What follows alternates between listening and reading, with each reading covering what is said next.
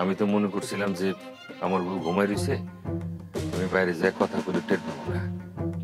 সে ঠিকই টের পাইছে, আমার পিছনে পিছনে এসে সব কথা শুনছে। শেষে ওখানে আমার লোক এমন চিল্লাচিল্লি শুরু করছে, মিয়া ভাই ভাবি সবাই বাইরে আসছে। আমি কি যে একটা শরমের মধ্যে পড়লাম। আচ্ছা, আমি কি ওর সাথে একটু ফোনে কথা বলবো? আরে না না, উল্টা পাল্টা কথা বলবো, চিল্লাচিল্লি করবো, তোমার শুনতে ভালো লাগবে না। করুক না, সমস্যা নাই, কিন্তু ওর ভুল তো ভাঙাতে হবে না? দরকার নাই তো। কি বলো দরকার নাই? ওর ভুল যদি না ভাঙাই তাহলে তো তোমাকে আমার সাথে বিজনেস করতে দিবে না, বাগড়া দিবে। বাগড়া দিলে দেখ না, আমি শুনুম নাকি? সবচেয়ে বড় কথা, আমি কি মুদি দোকান দিয়ে জীবন চালাবো? আমার একটা ভবিষ্যৎ আছে না, চিন্তা ভাবনা আছে না? এই মুদি দোকান করলে কি আমার জীবন চলবো?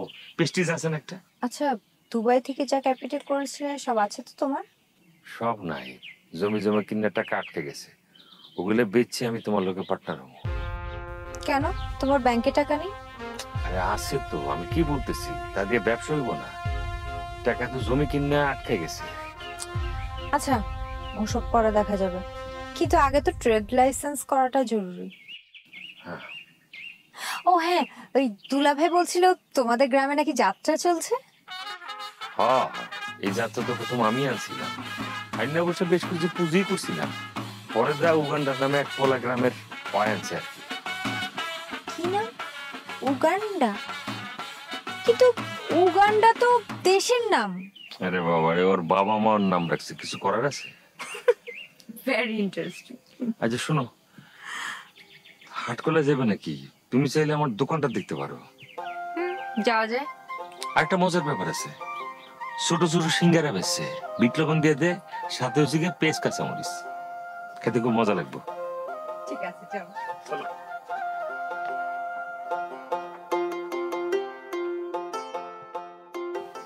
দুঃখ ভালোবেসে প্রেমের খেলা খেলতে হয়, আগুনে মন পুড়িয়ে অলংকার বানাতে হয়।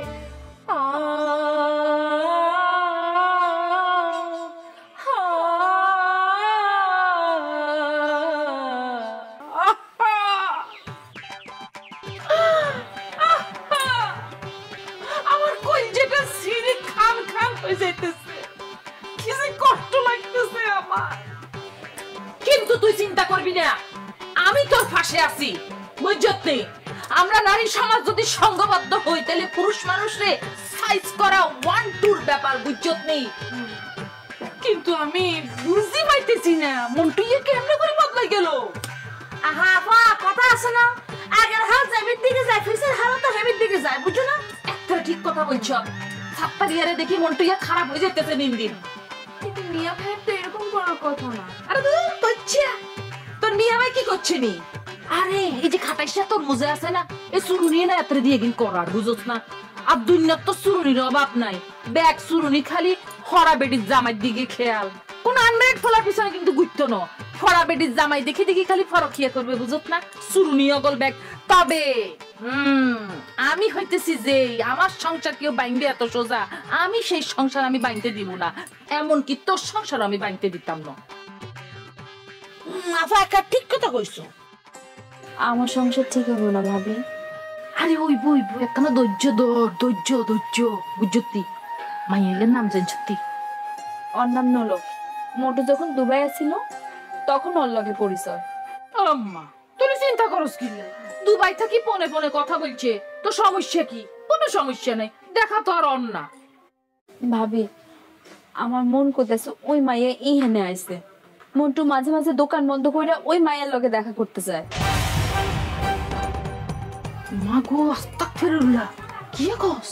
হ্যাঁ আফা, পুরা ঘটনাটা একবারে খাফে খাফ মজরের বাপ মিলে গেছে। বুড়ো বেলা তো দোয়ান হাট বন্ধ করি ওই ফ্যান ঘুরতে যায়। হ্যাঁ হয়তো এক মায়ের ফেটের ভাই কামটা একরকম করবই, শতান।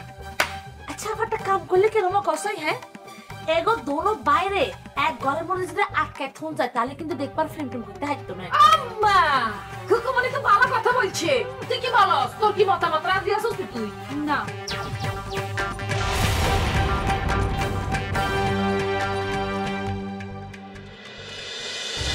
এত ভাঙা পড়তেছ কেন? আমি তো উগান্ডা ভাইয়ের লগে সব সময় উঠা বসা করি। আমি জানি উগান্ডা ভাই তোমার ছাড়া আর কাউরে ভালোবাসে না। তার হৃদয়ের মধ্যে খালি তুমিই আছো, তাই ভরসা রাখো। তোমার প্রতি তার অভিমানটা অনেক গভীর বললেই হয়তো অভিমানটা ভাঙতে একটু সময় লাগতেছে। এই যা দেখবা জীবনের কোনো এক ঘটনায় মান অভিমান সব ভাঙ্গা শেষ হয়ে যাবে।